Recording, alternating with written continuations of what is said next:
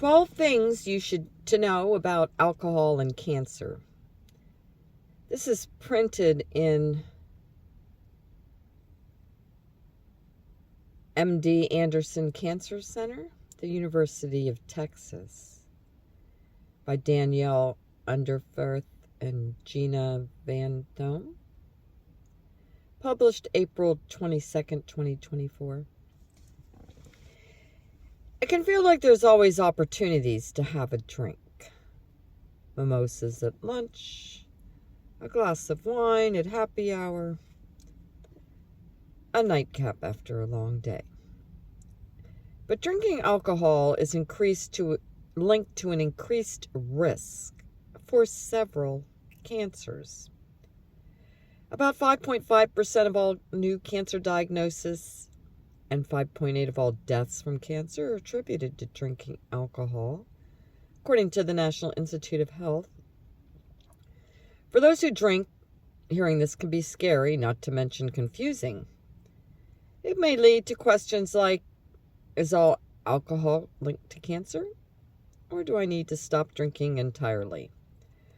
What do experts say about alcohol consumption? MD Anderson's official guidance is that for cancer prevention, it's best not to drink alcohol. While no alcohol is best, women who choose to drink no more than 1 drink a day, and men no more than 2 drinks a day. What is considered 1 drink? It may be tempting to think that whatever fits in a glass counts as 1 drink. However, a standard drink looks different depending on what type of alcohol you're drinking. That's why Lee says it's important to know your serving sizes. She notes each of the following counts as 1 drink. 12 fluid ounces of beer.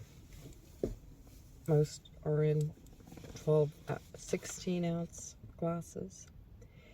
5 fluid ounces of wine. 1.5 fluid ounces of 80 proof liquor. If alcohol is a carcinogen, why do we give serving recommendations? Beaver acknowledges that most Americans are not going to avoid drinking alcohol completely. Because of this, she believes it's important to share examples of what drinking less or moderately might look like. The important thing to remember is that every time you drink, you increase your cancer risk. As with cigarettes, there's no safe amount of alcohol, she says. Why do men and women have different alcohol serving recommendations? Men and women who choose to drink have different serving recommendations because of how their bodies respond to and break down alcohol. Women are generally smaller and break down alcohol more slowly than men, Lee says. Alcohol affects men and women differently, both immediately and in the long run. She writes that if a man and a woman drink the same amount of alcohol, the woman will usually have a higher blood alcohol level. And not only do women usually experience the immediate effects of alcohol more quickly than men, but they're also at higher risk for alcohol's long-term health effects. What types of cancer can be caused by drinking alcohol?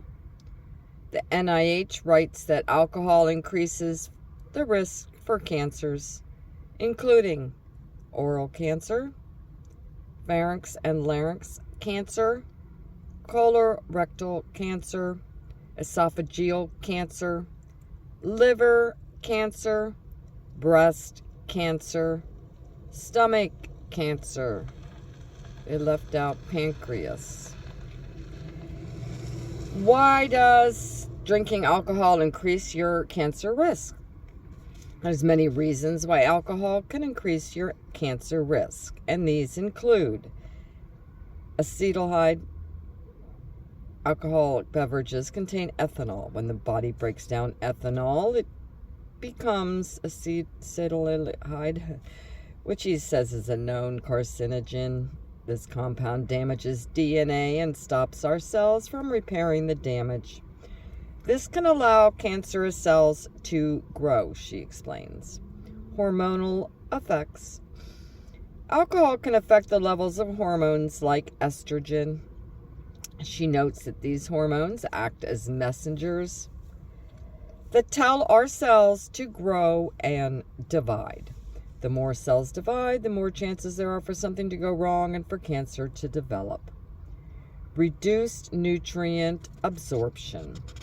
Alcohol makes it harder for the body to absorb and use nutrients that protect it from cancer. These include vitamins A, B1, B6, C, D, E, K, and folate, iron, and selenium. These are just a few vitamins and minerals that are responsible for immunity, protecting cells from oxidative damage, reducing inflammation, and aiding in DNA synthesis and repair. Weight gain. Consuming more calories than your body burns leads to weight gain.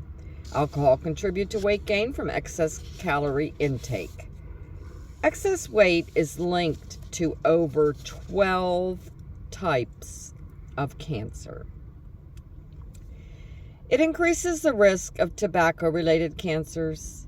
If you drink and smoke, you may be at an even higher risk for certain cancers, including oral cancer. Lee says alcohol may make cells more sensitive to other substances that cause cancer. The combination of drinking and smoking increases the risk of developing mouth or throat cancer more than drinking or smoking alone, she says. Does drinking less reduce cancer risk? If you enjoy alcoholic beverages, it can be hard to decide how to proceed. Does drinking less help reduce cancer risk?